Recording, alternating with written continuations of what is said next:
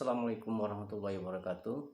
Nama saya Hadi Surya, NIM 19102049, Ilmu Pemerintahan, Stisipol Raja Haji Tanjung Pinang.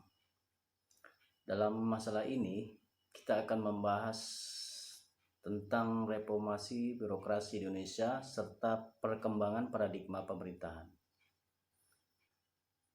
Tata kepemerintahan yang baik atau disebut dengan good governance dewasa ini telah menjadi kata kunci dalam setiap rumusan tujuan kebijakan reformasi birokrasi pemerintahan dalam rangka perubahan dan pendayagunaan sistem administrasi negara dalam arti yang seluasnya di Indonesia.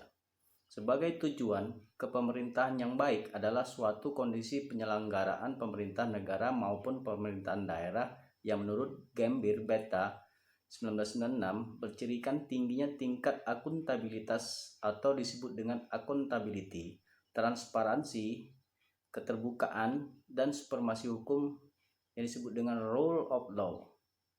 Tujuan reformasi birokrasi sesuai Grand Design Reformasi Birokrasi tahun 2010-2025 yakni untuk mewujudkan tata kelola pemerintahan yang baik, good governance dengan birokrasi pemerintahan yang profesional, berintegritas tinggi, menjadi pelayan masyarakat dan abdi negara.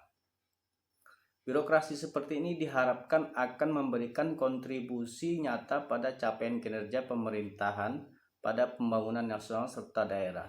Tujuan reformasi birokrasi di atas ialah dalam rangka mengejar visi reformasi birokrasi terwujudnya pemerintahan kelas dunia. Dalam rangka menjalankan program reformasi birokrasi, pada kedua fase yang sudah berjalan ditetapkan 8 area perubahan, yaitu mentalitas ASN, pengawasan, akuntabilitas, kelembagaan tata laksana, peraturan perundangan, dan pelayanan publik. Evaluasi terhadap capaian reformasi birokrasi fase pertama dan fase kedua pada ke-8 area perubahan menunjukkan hasil yang beragam, namun tetap menunjukkan kurang signifikannya perubahan yang terjadi. Reformasi birokrasi pada area akuntabilitas, pemerintah melalui pembangunan sistem akuntabilitas kinerja instansi pemerintahan atau disebut dengan SAKIP, tampaknya merupakan area perubahan yang cukup signifikan. Area pelayanan publik, walaupun memperlihatkan terjadinya sejumlah perubahan dengan dibangunnya mal pelayanan publik dan berbagai usaha untuk meningkatkan kualitas pelayanan, masih merupakan area perubahan yang memprihatinkan. Salah satu temuan evaluasi terhadap implementasi e-government di Indonesia ialah rendahnya tingkat keterhubungan atau disebut dengan connectivity antar sistem e-government, baik dalam suatu kementerian lembaga daerah maupun antar kementerian lembaga dan daerah. Area perubahan peraturan perundang dan pengawasan masih menjadi area perubahan yang paling memprihatinkan. Apa tantangan yang dihadapi Indonesia dan juga berbagai pemerintahan di dunia pada masa yang akan datang? Di sebuah buku yang berjudul Government in 2071, With the Book 2018, pemerintahan di dunia termasuk Indonesia dihadapkan pada era perkembangan teknologi yang canggih, artificial intelligence. Indonesia harus mengantisipasi era keterbukaan antar negara yang semakin luas, yang berujung pada kemampuan untuk bersaing dalam rangka menarik calon investor yang kredibel. Indonesia menghadapi perubahan iklim, climate change, yang sangat signifikan, bahkan sudah berdampak pada sejumlah kota besar lainnya di Indonesia. Lalu, bagaimana strategi reformasi birokrasi yang harus dibangun untuk masa reformasi birokrasi fase ketiga? Yang pertama, sesuai dengan tujuan reformasi birokrasi yang dituang dalam Grand Design Reformasi Birokrasi 2010-2015, yaitu mewujudkan tata pemerintahan yang baik, good governance, maka itu pemerintah harus melakukan berbagai hal untuk perubahan pola pikir melalui manajemen perubahan change of management. Birokrasi Indonesia selama ini bergerak dengan paradigma lama yang sering disebut sebagai paradigma lama administrasi publik, all public administration. Walaupun sudah terjadi perubahan dalam administrasi publik Indonesia, tampaknya tanpa kesadaran tentang perlunya perubahan cara berpikir atau perubahan paradigmatis dalam mengelola negara dan pemerintahan.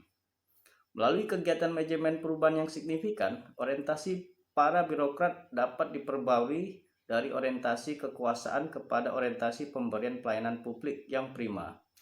Dari orientasi bekerja sendiri dengan asumsi pemerintahan tahu segalanya, ke orientasi bekerja sama dengan berbagai komponen masyarakat, stakeholder. Paradigma yang baru ini mengubah orientasi cara bekerja dengan apa yang disebut sebagai network government. Collaborative government, pemerintah sudah tidak dapat bekerja dan menyelesaikan masalah-masalah publik sendirian. Aspek penting lainnya untuk diperhatikan dalam program reformasi birokrasi di Indonesia ialah sense of belonging, jadi rasa memiliki dari semua kementerian atau lembaga dan daerah terhadap program reformasi birokrasi. Ada banyak organisasi pemerintahan yang melihat dan merasa bahwa reformasi birokrasi adalah program Kementerian Pendayagunaan Aparatur Negara dan reformasi birokrasi Kemenpan-Rebiro yang dititikkan pada mereka rasa memiliki yang rendah terhadap program reformasi birokrasi dari berbagai pihak mengakibatkan pelaksanaan reformasi birokrasi merupakan beban, bukan kebutuhan juga dirasa setengah hati. Jadi perbedaan terletak pada konotasi dalam implementasi bahwa peran pemerintah lebih dominan daripada pihak lain dalam penyelenggara kekuasaan pemerintah. Bagaimana pemerintah dalam suatu negara mampu mendistribusikan penyelenggara kekuasaan, pengelola sumber daya, serta bagaimana mendistribusikan pengelolaan yang dihadapi masyarakat kepada pihak lain di luar pemerintah, sehingga dengan kata lain, government terkandung beberapa prinsip dasar demokratis, adil, rule of law, partisipatif, dan kemitraan. Menurut Saudara Mayanti, tahun 2013 halaman 4.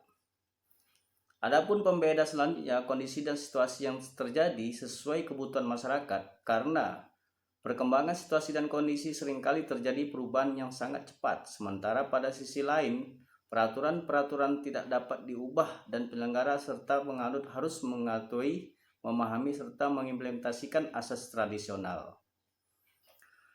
Jadi paradigma dalam tata kelola pemerintahan yang berimbang pada perubahannya istilah government ke government sejalan sebaris dengan perubahan paradigma pemerintah saat ini. Bukan lagi menjadi satu-satunya pelaku dalam mengelola jalannya pemerintahan, melainkan harus ada keterlibatan pihak lain guna tercapainya birokrasi yang efisien, efektif, dan akuntabel. Berujuk pada pola pikir ataupun penjelasan yang dilakukan oleh manusia, paradigma berkaitan erat dengan prinsip dasar berbagai macam pandangan manusia terhadap dunia sebagai dari sistem. Jadi dalam menjalankan pemerintahan ada beberapa prinsip harus terpenuhi. Yang pertama, demokratis. Pemerintah dapat memiliki hak yang setara untuk berperan aktif dan berperan aktif dalam mengambil keputusan. Yang kedua, adil. Penata kelolaan pemerintah harus dapat menerapkan keadilan bagi semua kalangan masyarakat dalam menjalankan berbangsa dan bernegara. Rule of law, aturan yang dibuat pemerintah untuk mengatur manajemen pembangunan serta masyarakat untuk hidup yang sejahtera. Selain itu, untuk mengatur organisasi dalam sektor pemerintah maupun swasta. Menurut Sumaryadi, tahun 2016, halaman 3, good governance meliputi pemerintah atau negara yang berdasarkan kepada hukum transparansi, akuntabilitas, reliabilitas informasi, serta efisiensi dalam manajemen pemerintahan. Menurut Saudara Mayanti, 2013 halaman 4, peran pemerintah yang lebih dominan pemerintah daripada pihak lain dalam menyelenggara kekuasaan pemerintahan. Menurut Sumaningrat, tahun 1999, good government merupakan upaya pemerintah yang amanah untuk menciptakan suatu pemerintahan yang bersih, bebas KKN. Pemerintah bukan lagi menjadi salah satu-satunya pelaku dalam mengelola jalan pemerintahan, melainkan harus ada keterlibatan pihak lainnya, dan pemerintah sebagai kontrol terhadap dominasi sektor swasta dan mendorong terciptanya lingkungan yang kondusif. Baiklah, sekian materi yang mungkin saya sampaikan. Semoga bermanfaat. Assalamualaikum warahmatullahi wabarakatuh.